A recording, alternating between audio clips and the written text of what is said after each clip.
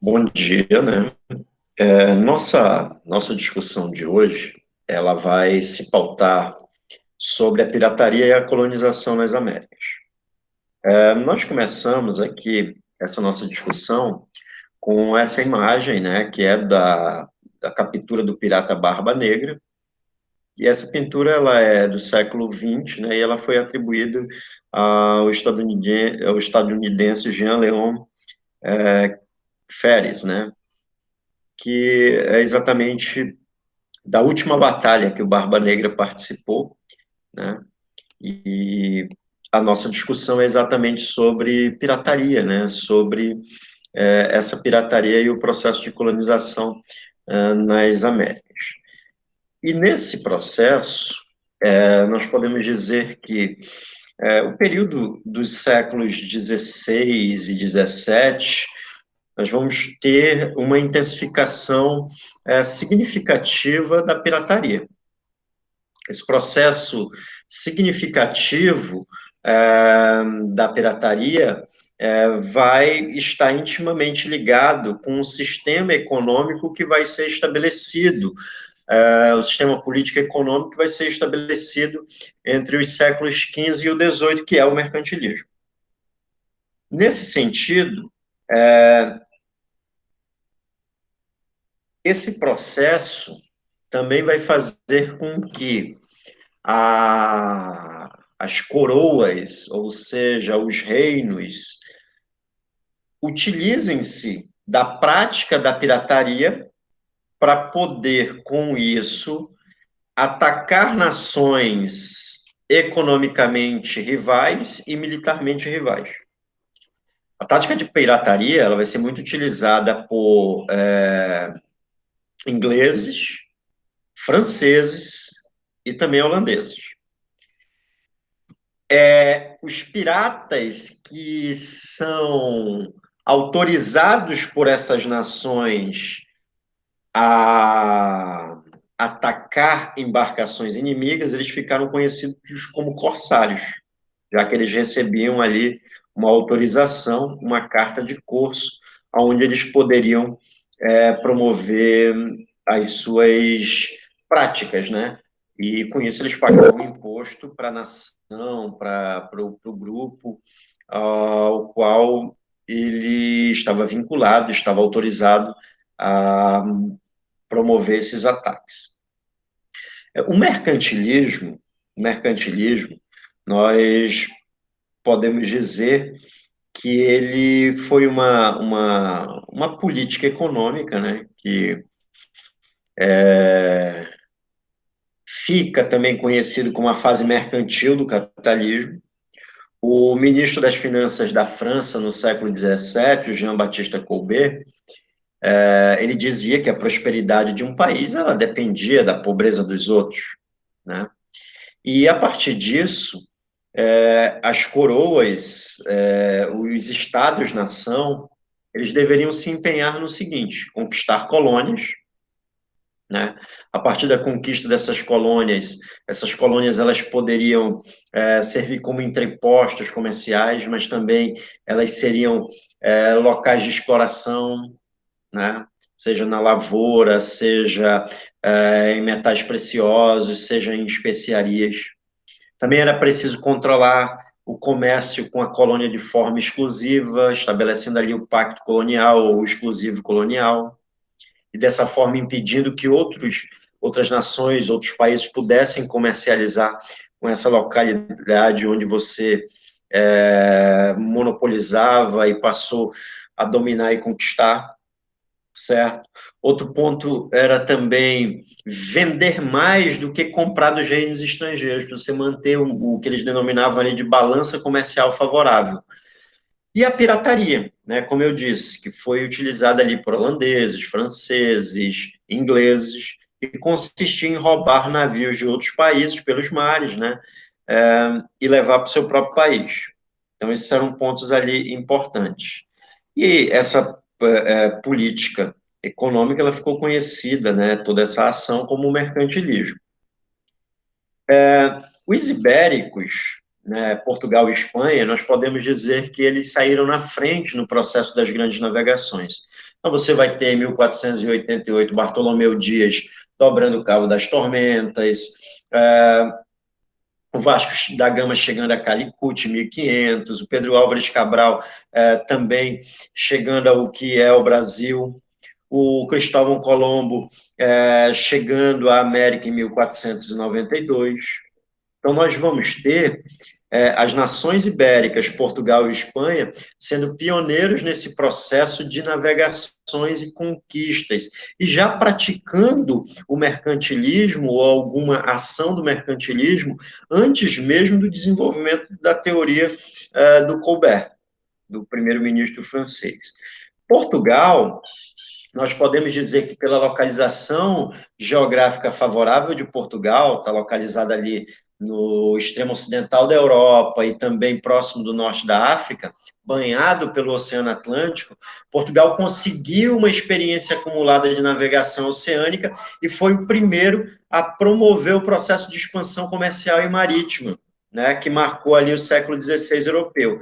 Aqui nós temos esse mapa, que ele é bem elucidativo. Essas zonas marcadas aí nesse mapa apresentam exatamente os locais em que os portugueses eles expandiram o seu território, criando entrepostos comerciais, colonizando e explorando as mais variadas regiões do globo. Os portugueses muitas vezes faziam o quê? Eles construíam feitorias. Essas feitorias eram locais onde os portugueses eles faziam comércio com as populações dos locais onde eles invadiam. E aí os portugueses eles buscavam nessas regiões distantes especiarias, madeiras. No caso do Brasil, eles plantaram o açúcar posteriormente, e aí eles trocavam por cavalos, armas de fogo. Na África, por exemplo, eles trocavam armas de fogo, espadas, cavalos, por ouro, por escravos. Então, isso era muito comum. E esse Império Português, segundo alguns historiadores, eles eram um império comercial apenas, né? Alguns historiadores acreditam nisso. Mas outros também dizem não, ó, formaram-se um verdadeiro império, porque eles expandiram essas áreas para além de zonas de construção de feitorias, né? No Brasil houve uma ocupação intensa. A Espanha, né? A Espanha no século XVI, ela já conseguiu encontrar no território que eles promoveram ali a colonização, ouro e prata. E isso fez com que os espanhóis se dedicassem bastante na exploração dessas regiões, principalmente na região do México e na região do Peru. E a partir daí os espanhóis eles promoveram um processo de desenvolver uma administração que pudesse estabelecer o mínimo possível de contrabando, uma fiscalização bastante rigorosa, já que os espanhóis desenvolveram um processo mercantilista chamado metalismo, que ficava exatamente com a visão de quanto mais ouro e prata uma nação possui, mais rica ela é. E nesse processo também, o que nós vamos ter? Nós vamos ter a coroa espanhola buscando defender os seus carregamentos, investindo em navios que promoveriam a defesa dos seus navios mercantes. Então, assim surge o sistema de frotas e galeões, certo? Justamente porque era uma prática comum daquele momento piratas atacarem navios com carregamento que eram considerados ali de alta lucratividade. E na região do Caribe, né, ou seja, na região da América Central, no continente americano, piratas ingleses, holandeses e franceses, eles transformaram ali o Mar do Caribe num verdadeiro campo de batalha, né? Muitas vezes eles tinham apoio oficial, eram corsários, outras vezes eram piratas por conta própria, certo? Um desses esses piratas, né, eles ficaram conhecidos como ladrões do mar. E um desses piratas que teve grande destaque foi exatamente o Capitão Kidd, que foi um dos maiores piratas dessa época, né? Ele praticava a pirataria no Atlântico, então ele pilhou várias vezes, roubou, né, várias vezes ali a frota espanhola. Ele também combateu piratas franceses que queriam fazer concorrência a ele, saqueou até navios ingleses. Inicialmente o Capitão Kidd, ele era um corsário, né? Ele tinha ali a autorização da coroa inglesa para promover a pirataria e posteriormente ele começou a atacar até mesmo os navios ingleses. Esses piratas, eles atacavam navios que se afastavam das rotas, e aí eles roubavam ouro, roubavam prata, eles sequestravam a tripulação, muitas vezes exigiam até mesmo um resgate, e também matavam a tripulação. Tá? Capitão Kidd, ele chegou até mesmo dominar uma região, né, e fundar uma base naval para que ele pudesse promover as operações dele de saque marítimo na região da Jamaica. E vários piratas passaram também, ao invés de somente atacar navios, tomar territórios, principalmente dos espanhóis, nas Ilhas das Antilhas. Os holandeses, eles tomaram algumas ilhotas, os ingleses tomaram a Jamaica, os franceses tomaram a região de Guadalupe e Martinica. E aqui nós temos essa região aí do Caribe, com as principais áreas de colonização. Em rosa, a colonização britânica, em verde, a colonização espanhola, em amarelo, a colonização francesa, e em laranja, aí, a colonização holandesa. E nesse processo, já com alguns grupos e alguns piratas se estabelecendo em algumas regiões, tomando alguns territórios, vai existir uma mudança, né, nessa ação. De pirataria, alguns grupos holandeses, franceses e ingleses vão conquistar essas ilhas em definitivo, e a Espanha, por não ter forças e recursos para manter essas localidades, pelos diversos tratados que ela era obrigada a assinar, os espanhóis, eles deixam essas ilhas para lá e reconhecem o domínio, né, de franceses, holandeses e ingleses. E nisso, esses grupos, nessas ilhas, eles começam a investir em plantações, como a de cana-de-açúcar, pelo clima da região ser favorável a esse cultivo, e também as companhias de comércio e investidores comprarem terras, financiarem a construção de engenhos de açúcar, já que era um produto bastante cobiçado na Europa e de venda fácil. A partir disso também, com essa implementação desse regime de produção do cultivo, da monocultura do açúcar, também vai se fazer um comércio intenso de pessoas escravizadas vindas da África. Tá? Isso também vai ocorrer, e nisso vai aumentar o número de resistência à escravidão nessas localidades, e também surgir quilombos, né, que eram locais de resistência.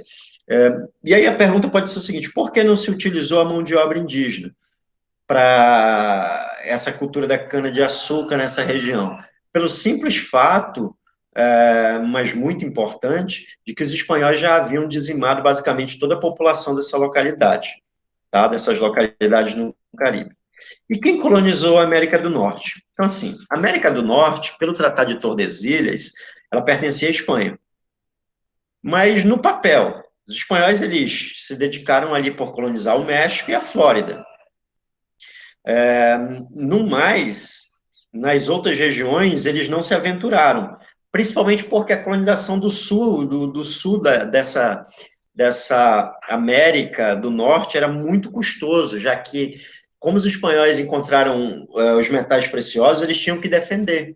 Eles já estavam também defendendo as ilhas do Caribe, né? Então, como para os espanhóis a América do Norte não tinha grandes atrativos, eles a deixaram ao léu, ou seja, não promoveram ali o processo de ocupação, colonização e exploração. E aí, o inglês Walter Raleigh, em 1584, ele chegou ao que hoje é a Virgínia, e fundou ali um povoamento. Os holandeses, em 1625, eles montaram um forte, né, onde eles compravam peles de animais dos indígenas, né, na região do que hoje é a cidade de Nova York. Eles deram o antigo nome da Nova York, que os holandeses deram, era Nova Amsterdã. Tá? A colonização inglesa se deu exatamente nas regiões sulinas da América do Norte, né? Justamente porque o solo era mais adequado às lavouras. E aí os ingleses fundaram ali as primeiras colônias. Por exemplo, o rei da Inglaterra, ele autorizou que diversas companhias passassem a organizar a colonização da Virgínia, ou seja, recrutar pessoas e levar para a América. Então, em 1607, foi fundada a cidade de Jamestown. Foi a primeira que os ingleses criaram na América do Norte, a partir da Virgínia. Aí outras colônias acabaram surgindo. Em 1620, o povoamento do norte da Virgínia acabou ocorrendo, né, principalmente por iniciativa de puritanos, que eram pessoas, né, de religião protestante, calvinistas, que foram perseguidos pela coroa inglesa no século XVII, eles acabaram se dirigindo para esse território da América. E aí, nesse processo, eles fizeram uma viagem no navio Mayflower, né, e aí eles chegaram à Baía de Hudson, fundaram Plymouth, no atual estado de Massachusetts, e nos anos seguintes, novos refugiados ampliaram esse movimento. Na década de 1660, eles ocuparam, novos colonos ocuparam os territórios da Virgínia do Sul, e entre a Virgínia do Sul e a Nova Inglaterra no norte, né? E aí expulsaram os holandeses de Nova Amsterdã em 1664 e rebatizaram esse local como Nova York. As 13 colônias, nós podemos dizer que baseada naquele processo da ação, do incentivo de pessoas virem à América, né, se estabelecerem na América, muitas delas com perseguições políticas e também perseguições religiosas. Durante certo tempo, esses ingleses que vieram para a América e fundaram as 13 colônias, essas colônias elas tinham autonomia, né? Cada uma delas tinha a sua assembleia, que decidiu o que era melhor para essa colônia, para essa localidade, certo? Porém, mais tarde, os ingleses, né, incorporaram essas colônias ao seu império e passaram a nomear governadores. O rei da Inglaterra passou a nomear governadores. Só que as assembleias locais elas continuaram a ter poder. Aqueles indivíduos que vieram no Mayflower, eles ficaram conhecidos como pais peregrinos, né? E aqui nós temos as colônias inglesas, através desse mapa, né? No século XVII, tá? E essas colônias, por exemplo, a Nova Inglaterra era formada por Massachusetts, New Hampshire, Rhode Island, Connecticut. As colônias centrais, as colônias do centro, Nova York, Nova Jersey, Pensilvânia, Delaware. E as colônias do sul eram 5, Virgínia, Maryland, Carolina do Norte, Carolina do Sul e Geórgia. No norte, o principal destaque era exatamente que na parte norte das 13 colônias. O solo era rochoso, dificultava o processo de plantação, processo de produção agrícola, e também os indígenas eles eram bastante hostis. Então, nessa economia da Nova Inglaterra, a economia era baseada na subsistência e trabalhada pelas famílias dos colonos. O passar do tempo ficou mais dinâmica, né, onde houve ali a criação de oficinas e manufaturas. Esses indivíduos do norte, esses colonos do norte, eles produziam rum, que era uma bebida alcoólica, né, produzida a partir da fermentação do melaço, da cana-de-açúcar. E aí esse rum, eles promoviam a troca por escravos, né, e aí eles pegavam esses escravos e vendiam eles para as Antilhas e para as colônias do sul. E também eles promoveram ali a criação de uma indústria, né? A exemplo do que tinha na metrópole inglesa. Também desenvolveram a pesca da baleia e foi assim que eles desenvolveram as suas ações. Já as colônias do centro, Eles produziram grãos, trigo, cevada, milho, por isso ficaram conhecidos como celeiro da América, e tinha um sistema de servidão, né, que era utilizado nas colônias do sul, que consistia exatamente em alguns indivíduos, eles vinham para a América com as suas, a sua passagem paga, e aí eles eram oferecidos os serviços deles para algum senhor que arcava com todas as consequências. No sul, nós vamos ter o sistema plantation, né, que é exatamente o quê? Escravidão, monocultura e latifúndio para o comércio exportador. E o sul também vai ficar conhecido como o celeiro da América, também vai ser utilizado dessa forma. Vai se utilizar o trabalho de servos de contrato, tá? E também da escravidão, tá? E aí, nós temos esse é o processo de colonização do que hoje são os Estados Unidos por parte dos ingleses. Os franceses também promovem um processo de colonização na região do que corresponde ao Canadá hoje. Então, em 1613, né, aliás, isso na segunda metade do século XVI, os franceses já começam a promover essa colonização, tendo contato com os nativos da região, ou seja, os indígenas da região, para comprar peles de animais. Em 1613, aí sim, os mercadores franceses e alguns nobres ricos, eles criam uma empresa para investir na região. Essa região passa a ser chamada de Nova França. Na Nova França, o objetivo desses colonos era manter essa atividade comercial, né, comprar peles de animais, principalmente do castor, e aí eles trocavam essas peles por pólvora, armas de fogo, balas de fuzil, machados, facas, cobertores de lã. O volume do negócio era bastante intenso. A Nova França chegou a exportar cerca de 400 toneladas de pele no século XVII. O comércio de peles foi tão lucrativo que os ingleses começaram a querer participar dessa situação. Os colonos da Nova Inglaterra se envolveram nesse comércio e começaram a rivalizar com os franceses. Mas os nativos da região dessa região, eles desconfiavam muito dos ingleses na sua maioria, né? Porque desconfiavam que os ingleses, por ocuparem, dominarem diversas regiões, eles poderiam expulsar os indígenas dessa região. E só que os ingleses começaram a introduzir nesse mercado a bebida alcoólica, o rum, e isso muitas vezes satisfez muitas populações, né, indígenas. Os indígenas também, entre si, acabaram guerreando, principalmente os dois grupos principais que habitavam essa região da América do Norte, né, os iroqueses e os algonquinos. E aí ficava da seguinte forma: muitas vezes os iroqueses, eles não gostavam dos franceses e eram amigos dos ingleses, certo? E diante disso, você vai ter também diversas rebeliões, né, indígenas, os indígenas lutando contra si, por exemplo, os algonquinos contra os iroqueses, já que os iroqueses eram partidários dos ingleses e os algonquinos partidários dos franceses. O Jean Baptiste Colbert, ao morrer aos 64 anos de idade, em 1683, ele viu, né, que antes mesmo dele fazer ali, vamos dizer, um manifesto ou uma idealização do que seria o mercantilismo, os franceses, os portugueses e os espanhóis já faziam, tá? E aí uma imagem sobre essa troca de peles, né, dos franceses com os indígenas da região e as rebeliões indígenas.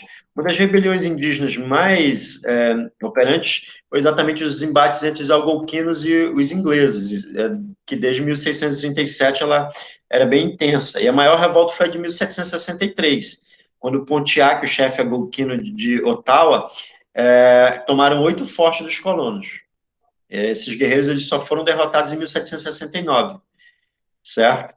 E, para a gente finalizar, o William Kidd, né, que o Capitão Kidd, ele acabou, devido a toda aquela ação de pirataria, né, e atacando navios ingleses, ele acabou sendo capturado pelos próprios ingleses, que antes promoviam a pirataria, e ele foi morto, né, por enforcamento, certo? Então, essa foi a nossa aula aí sobre pirataria. Então, espero que tenha sido boa.